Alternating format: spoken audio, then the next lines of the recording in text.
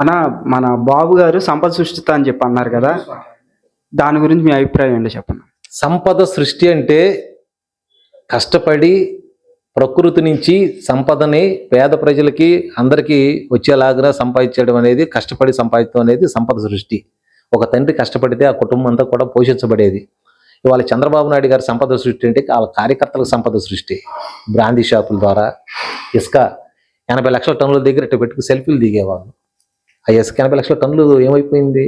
ఇది వాళ్ళ కార్యకర్తల సంపద సృష్టి తప్ప రాష్ట్ర ప్రజలకు సంపద సృష్టి కాదు. సంపద సృష్టి అంటే రాజశేఖర రెడ్డి గారు విద్య ఇచ్చాడు, అది సంపద, ఆ కుటుంబానికి సంపద. జగన్మోహన్ రెడ్డి గారు ఫీజు రియంబర్స్మెంట్తో విద్య చెప్పించి వాళ్ళ ప్రయోజకులను చేసి ఇతర దేశాలు ఎడ్యుకేషన్ చెప్పించారు, అది సంపద. అంటే ఆ కుటుంబాలకు సంపద. వాళ్ళు ఆర్థికంగా ఎదగటానికి మూలాలు ఏది చదువు ద్వారా వస్తాయి, అది సంపద. ఈయన చేసేది ఏంటి? మద్యం తాగితే సంపద సృష్టి, ఇసుకమ్ముకుంటే సంపద సృష్టి. రాబోయే రోజుల్లో ఇప్పుడు జగన్ గారు తీసుకున్నటువంటి విధానాలు భవిష్యత్ తరాలకి పునాదులు వేయటం కోసం.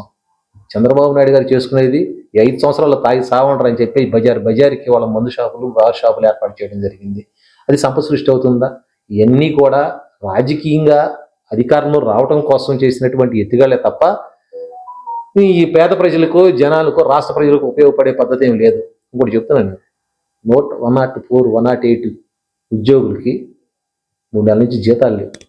రోడ్డు ఎక్కారు, గొడవలు చేస్తున్నారు. ఆశా వర్కర్లు పాపం రోడ్డు ఎక్కారు, వాళ్ళకి జీతాలు లేవు.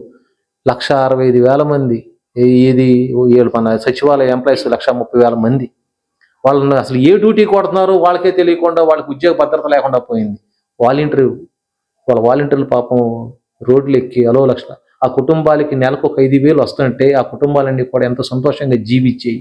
ఇవాళ వాళ్ళ నోటి 10,000 ఎత్తానని చెప్పి నోట్లో మట్టి కొట్టేశాడా? ఇది సంపద సృష్టి. పేద ప్రజలను ఇబ్బంది పెడతాం సంపద సృష్టి. నువ్వు దోచిపెట్టేదంతా పెట్టుబడి అగ్రవర్ణాలకు తప్ప ఎవరు దోచిపెడుతున్నావు? చంద్రబాబు నాయుడు గారిని ఈ సందర్భం మేము ప్రశ్నిస్తున్నాం మీ ద్వారా. ఇప్పుడు అన్న, మన జగన్మోహన్ రెడ్డి గారి ప్రభుత్వంలోనే విద్యార్థులకి మధ్యాహ్న భోజనం అని చెప్పి హాస్టల్స్లో గట్టా భోజనాలు పెట్టేవారు కదా, అప్పుడు ఎలా ఉంది, ఇప్పుడు ఈ గవర్నమెంట్లో ఎలా నడుస్తుంది? జగన్మోహన్ రెడ్డి గారు అధికారంలో రాకముందు భోజన మెనూలు చూస్తే పౌష్టికరమైన ఆహారం ఉండేది కాదు.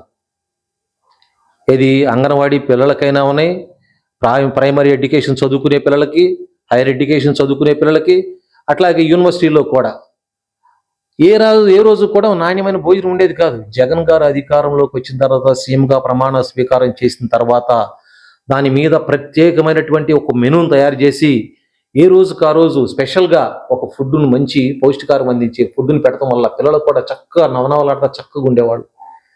చంద్రబాబు నాయుడు గారు అధికారంలోకి వచ్చిన తర్వాత పిల్లలు ఇంటి దగ్గర నుంచి బాక్సులు తీసుకెళ్తున్నారు, స్కూల్స్లో కానీ హాస్టల్స్లో భోజనం చేయట్లా.